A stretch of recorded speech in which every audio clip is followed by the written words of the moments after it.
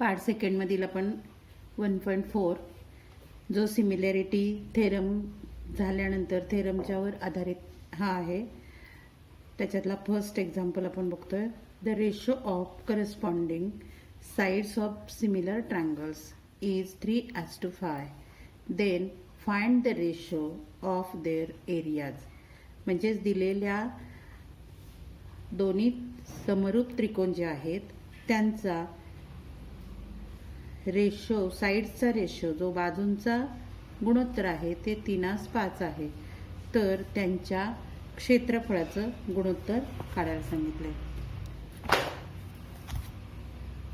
बघा आता आपल्याला माहिती आहे सिमिलर ट्रायंगलमध्ये काय येतं. सिमिलर ट्रायंगलमध्ये एरिया जो आहे, area of one triangle, first triangle area second ट्रायंगलचा असतो. तो साइड्सच्या स्क्वेअर जे आहेत S1 आणि S2च्या स्क्वेअर बरोबर असतो. म्हणजेच आपल्याला इथं आधी काय करावं लागणार आहे, साइड आणि एरियासाठी लेटर किंवा अक्षरं मानावी लागणार आहेत. त्याच्यासाठी आता आपल्याला करायचं आहे, let example first, let the areas of two similar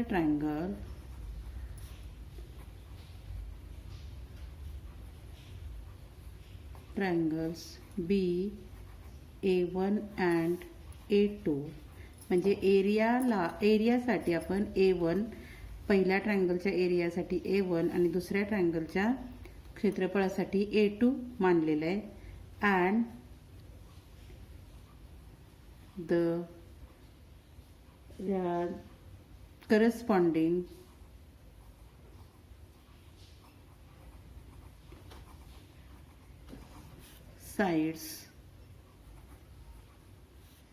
sides are S1 and S2 respectively. म्हणजेच दोन्ही त्रिकोणाचे क्षेत्रफळ आपण A1 आणि A2 मानले आणि त्याच्या संगत बाजू आपण S1 आणि S2 अनुक्रमे S1 आणि S2 मानल्या. आपल्याला माहितीच आहे A1 divided by A2 is equal to S1 divided by S2. आता तीन आपल्याला क्वेश्चनमध्ये दिले 3:5. हे काय आहे, साइड्सचा रेशो आहे. म्हणजेच S1 किती आहे 3 आणि S2 किती आहे 5. हे काय आहे गिवन दिलेले आहे. आता आपल्याला दोन्ही हे ट्रायंगल सिमिलर आहेत. The two triangles are similar. Therefore A1 हे आपण वरती लिहिले तेच, A1 divided by A2 is equal to S1 square divided by S2 square. आपल्याला हे कशाने सांगितलं जातं, थेरम ऑफ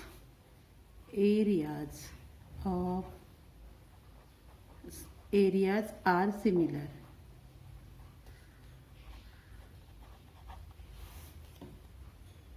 आता सिमिलॅरिटीचा रेशो थोडक्यात काय लिहायचं, सिमिलॅरिटी थेरम.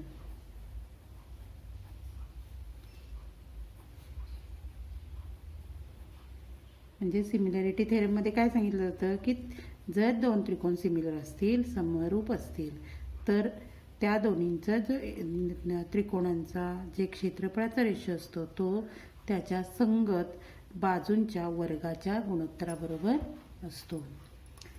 आता याच्यामध्ये व्हॅल्यूज प्लेस करा. S1 किती आहे 3 divided by 5 square. Therefore A1 divided by A2 is equal to 9 divided by 25. म्हणजेच A1 as to A2 is equal to 9 as to 25. म्हणजेच आपल्याला तिथं क्वेश्चनमध्ये विचारलेलं आहे की या दोन्ही त्रिकोणांचा रेशो किती आहे, एरियांचा रेशो किती आहे, क्षेत्रफळांचं गुणोत्तर किती आहे ते आपल्याला काढायचं. Second example, if triangle ABC similar triangle PQR and AB as to PQ म्हणजेच AB divided by PQ is equal to 2:3 म्हणजे 2 डिवायडेड बाय 2 2/3. तर fill in the blanks. Area of triangle ABC divided by area of triangle PQR is equal to AB square divided by कोणतं येणार आहे, हा AB square divided by PQ square. आता PQ किती आहे, 3चा वर्ग आहे आणि AB 2 आहे म्हणून 2 स्क्वेअर डिवायडेड बाय 3 स्क्वेअर. 2चा वर्ग किती येतो 4, 3चा वर्ग किती येतो 9, म्हणून हे आले आन्सर. थर्ड एक्झाम्पल बघा, area of triangle ABC similar triangle PQR, triangle ABC similar triangle PQR, area of triangle ABC is equal to 80 दिलाय, area of triangle PQR is equal to 125 दिलाय. Then area of triangle ABC divided by area of triangle PQR is equal to 80 divided by 25. तर AB divided by PQ ची value find out करायची. तर इथं आपल्याला यांचा विचार केला तर हा स्क्वेअर नंबर नाही आहे, 80 हा कशाचाच वर्ग नाही आहे, 125 सुद्धा वर्ग नाही आहे. म्हणून काय करायचं आपल्याला, याच्या आधी शॉर्ट फॉर्म करायचं आहे, सोपे रूप द्यायचं आहे ह्याला आधी. तर याच्यात दोन्हीला 5 भाग जातो, 5 1 5 आणि 5 30 आणि 5 2 10 आणि 5 5 25. म्हणजेच इथे किती आलं 16 डिवायडेड बाय 25. मग आता इथं आपल्याला स्क्वेअर म्हणजेच काय असतो तर वर्गसंख्या असते. ही एरिया ऑफ ट्रायंगल चे रेशो असतील, गुणोत्तर असेल तर इथं काय असतात, हे जे आन्सर आहे ते काय असणार आहे स्क्वेअर नंबर असतात. मग याचा आपल्याला AB डिवायडेड बाय PQ विचारले, AB square divided by PQ square is equal to किती आहे 16 डिवायडेड बाय 25. म्हणजेच AB divided by PQ is equal to किती येणार, 16चा स्क्वेअर रूट किती येतो 4, 25चा स्क्वेअर रूट 5. म्हणजेच इथं काय होणार 4 डिवायडेड बाय 5. आता बघा आपण फोर्थ एक्झाम्पल घेतो. Area of triangle LMN similar triangle PQR, 9 multiplied by area of triangle PQR is equal to 16 multiplied area of triangle LMN. If QR is equal to 20, then MN आपल्याला calculate करायचं आहे. आता इथं आपल्याला दिलेले आहेत त्या लिहून घ्यायचे आधी. LMN सिमिलर ट्रायंगल PQR हे काय आहे गिवन.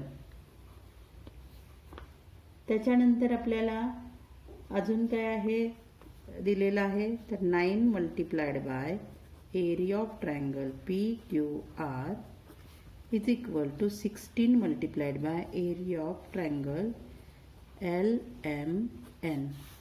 देअरफॉर याच्यात आता हे मल्टिप्लिकेशन फॉर्म आहे तर हे 9 16 एरिया ऑफ ट्रायंगल PQR आणि एरिया ऑफ ट्रायंगल LMN.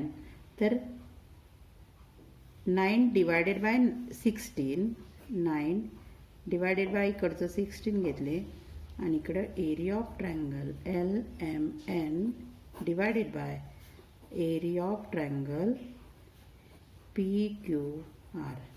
म्हणजेच आपण 9 डिवायडेड बाय 16 केलं आणि इकडचा हा PQR इकडं डिवाइड केला, म्हणजेच अशा पद्धतीने मिळालं. याला इक्वेशन नंबर 1. आता आपल्याला माहिती आहे नाव area of triangle LMN divided by area of triangle PQR is equal to, आपल्याला यांच्यात दोनचा रेशो आपल्याला मिळतो, तीन बाजूंचा रेशो मिळतो, पण आपल्याला QR आणि MN सी संदर्भात घ्यायचं आहे. म्हणून आपण काय करायचं, MN आणि QR आणि याचे स्क्वेअर, कारण दोन त्रिकोणांच्या सिमिलर जर ट्रायंगल्स असतील तर त्यांचा रेशो जो असतो, एरियांचा रेशो असतो, तो त्यांच्या बाजूंच्या वर्गांचा रेशो बरोबर असतो. मग आपल्याला एरिया ऑफ एरिया दिलेल्या एरियाचा आपल्याला इथं मिळालेला आहे 9 डिवायडेड बाय 16. एरिया LMN आणि PQRचा रेशो 9 डिवायडेड बाय 16. MN आपल्याला काढायचं आहे, MN square divided by QR किती दिला आहे 20 स्क्वेअर.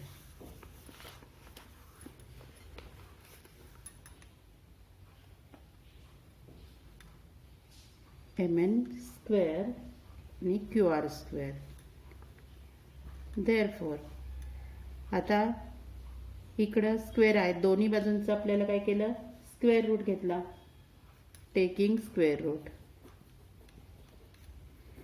टेकिंग स्क्वेअर रूट, दोन्ही बाजूंचा स्क्वेअर रूट घेतला. 9चा स्क्वेअर रूट 3, 16चा स्क्वेअर रूट 4, MNचा स्क्वेअर आहे तो MN राहिला आणि 20चा स्क्वेअर आहे म्हणून आहे तसेच 20 राहिले. आता cross multiplication, 3 multiplied by 20 is equal to MN multiplied by 4. Therefore 3 multiplied by 20 divided by 4 is equal to MN. Therefore 25, 15 is equal to MN. Fifth example बघू. Areas of two similar triangles are 225 square centimeter and 81 square centimeter. म्हणजे दोन समरूप त्रिकोणांचे क्षेत्रफळ दिलेलं आहे. पहिल्या त्रिकोणाचं 225 square centimetre, दुसऱ्या त्रिकोणाचा 81 square centimetre. If a side of the smaller triangle is 12 centimetre, then find the corresponding side of the bigger triangle. म्हणजे दोन त्रिकोण आहेत, इथं सिमिलर ट्रायंगल्स आहेत, दोन समरूप त्रिकोण आहेत, त्याच्यामधला दोन्ही एरिया दिलेत आणि छोट्या त्रिकोणाच्या बाजू दिलेली आहे. आपल्याला आता आधी लेटर मानायचे आहेत. हे 5th एक्झाम्पल आहे. Late the areas of areas of two triangles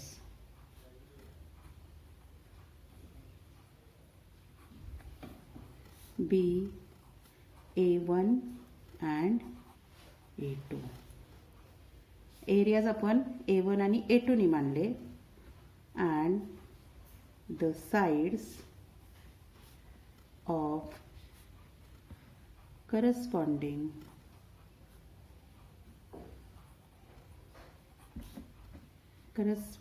triangles,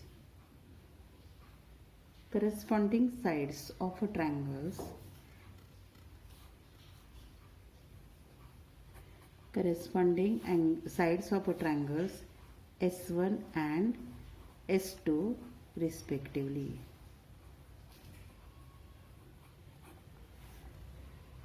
Corresponding sides of triangles. आता आपल्याला दोन्ही बाजूंचे S1 आणि S2 आपल्याला अक्षर मानलेत, आपण लेटर्स घेतलेत. त्याच्यानंतर आपल्याला A1 दिलेला आहे 225 स्क्वेअर सेंटीमीटर. A2 दिलेला आहे 81 square centimetre.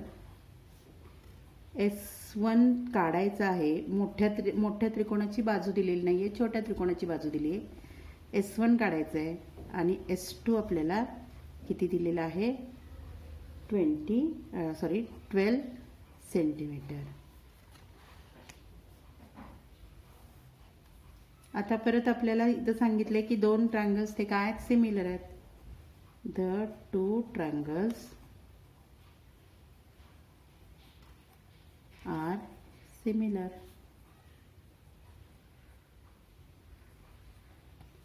Two triangles are similar.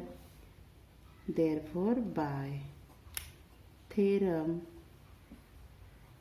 of similarity, theorem काय सांगतो सिमिलॅरिटीचा? A1 divided by A2 is equal to S1 divided by S2 bracket square किंवा S1 square divided by S2 square. Therefore,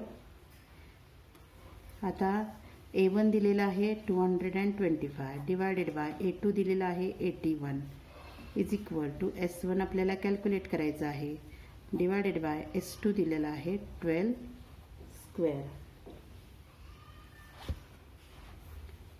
S1 therefore आपल्याला काय करायचं आहे इथं cross multiplication करायचं आहे. 225 multiplied by 12 square is equal to S1 square multiplied by 81. म्हणजेच किती आले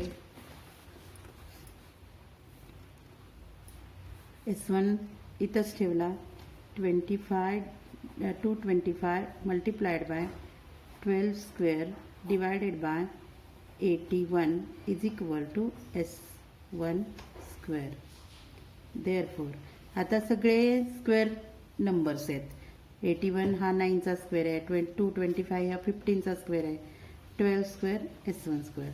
म्हणून taking square root both side, दोन्ही बाजूंचा वर्गमूळ घेऊन 15 मल्टिप्लाइड 225चं वर्गमूळ किती आहे 15. 12 स्क्वेअर आहे म्हणजेच 12 फक्त आलं. इथं 81चा स्क्वेअर रूट किती आहे 9 इज इक्वल टू S1 फक्त. आता कॅल्क्युलेट करा. 3 त्रिक 9 3 5 15 3 1 3 3 चौक 12 म्हणजे 5 चौक 20 20 हा S1 आला. S1 काय आला 20. म्हणजेच इथं आन्सर काय लिहिणार तुम्ही साइड ऑफ कोणत्या ट्रायंगलची आपल्याला काढायला सांगितले मोठ्या ट्रायंगलची. Side of bigger triangle is equal to 20 centimetre.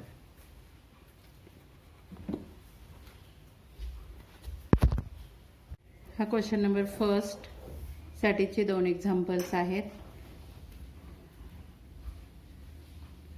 आणि सेकंड आणि थर्ड जो आहे क्वेश्चन त्याच्यात फिल इन द ब्लँक्स आहेत. हा फोर्थ एक्झाम्पल साठी आहे.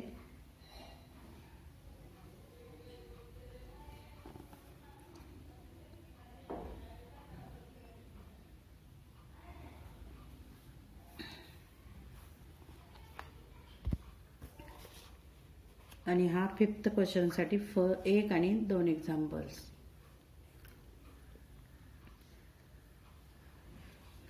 Corresponding sides of a bigger triangle. इथं साइड्स आहे